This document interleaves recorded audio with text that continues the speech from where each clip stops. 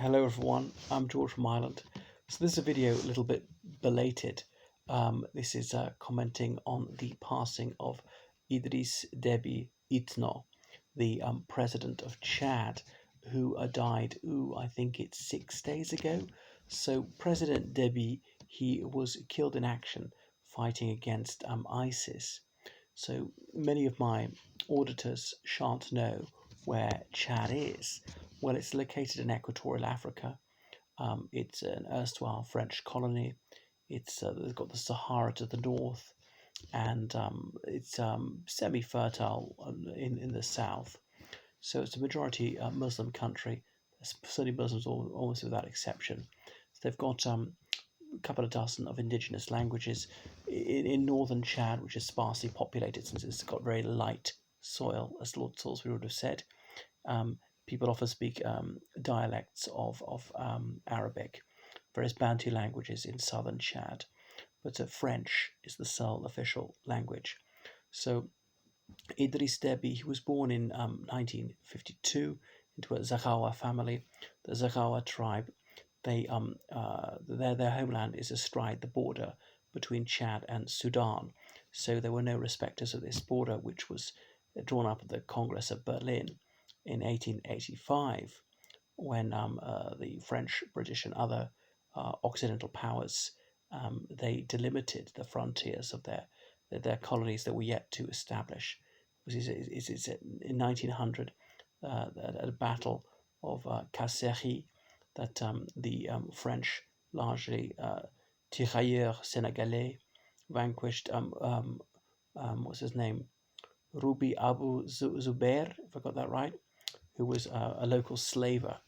Um, so the French won.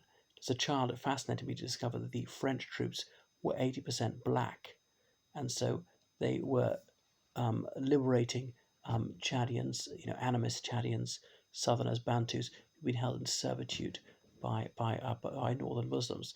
Not saying that all Muslims are bad or all non-Muslims are good, by no means. But anyway, so fast forward. So Deby, he went to school, and that was not something which goes without saying in Chad in the 1950s when he grew up. Because I was in Chad in 1991, and the majority of people were illiterate. It's one of the most underdeveloped countries in the world. Not saying that people lack intelligence, but some of them just never had the chance to go to school. So Deby, he went to school. He spoke absolutely fluent French with only a mild equatorial African accent. And later he studied in a French military academy, became a helicopter pilot, and the Chadian army, of course, could afford very few helicopters. Had a tiny air force, no navy, being a landlocked country. And he rose through the ranks of the military. There was great turmoil in the 1970s, but such upheaval also provided opportunities for rapid advancement, and indeed he rose through the ranks quickly. So he became close to Hissène Habré, who led Les Forces Armées du Nord, this insurrection, Libyan-backed. He seized power in about 1982 and ruled on to 1990. Anyway, Deby was the defense minister, and he had some sort of falling out with Hissène Habré. Habré had been Washington's darling, even though they knew he was a tyrant and had killed several thousand of his own civilians. So Deby's obviously more than complicit in this. But I'm not sure the nature of Deby's split with Hissène Habré, and what was it backed by French intelligence, as people have speculated. But Deby went to the very east of the country near Abéché, stormed Abéché, had the garrison's throats slit, and went across the country with his men. And Hissène Habré gave up the ghost and fled before the advance of Deby's forces in 1990. That December 1990, he'd gone to the National Bank and made a withdrawal at gunpoint of several $1 million, and went to Senegal, lived there for over 20 years before Hissène Habré was eventually arraigned before the African Court of Justice and sentenced to perpetuité for his crimes against humanity. So Deby had to patch up a country which was sort of in tatters, a very undeveloped country, so it's a challenging situation if ever there was one. And so Exxon, the American oil company, was prospecting for oil there, finding some oil in the early 90s, and he wanted to be a member of OPEC in a few years. Well, that never came to pass. wanting to develop the country more, and he had some success. But it was a country of as little as 4 million people, so it's blisteringly hot. It has only a few miles of paved road. It had rather few schools, and women's rights were sort of centuries behind. People were often living in subsistence agriculture, but progress was made. Had a very cordial relationship with France. France has had military bases there since independence. Um, so was he a dictator? Was he a democrat? He certainly had the contract rewritten in the 90s, not the contract, the constitution rewritten in the 90s, held several elections. I'm not sure many people thought they were entirely genuine elections.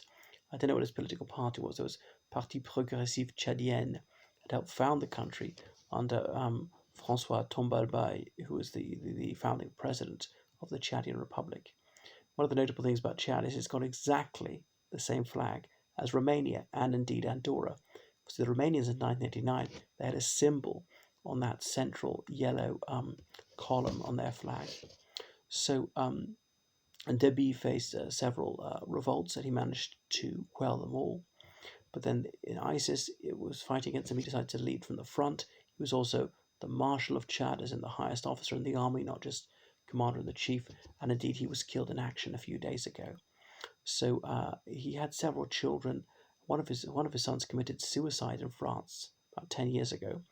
But one of his sons, Mahmat, who was a senior army officer, he has been proclaimed head of state with the power to rule for at least 18 months until a proper election can be held. So that's a little bit about Idris Deby, and it was a major achievement to rule for 30 years. No one else has ever ruled Chad for anything like so long. Idris Deby for 8 years, his predecessor Hissène Habré for 8 years, that was considered impressive. Tombalbaye for 15 years, a few others in the 70s very briefly. So what shall become of Chad, a country threatened by ISIS and Boko Haram? Obviously, it's adjacent to Nigeria. There's only Lake Chad in between. The country derives its name from the lake, but the lake has really shrunk away, largely evaporated, and is rather shallow. Well, we shall see. What a curious place. I sometimes think of going back there. Haven't seen it since 11, but obviously it would have changed a great deal. And I spent some time in Chad under his presidency, so I lived under his protection in a sense. That's enough. Toodaloo.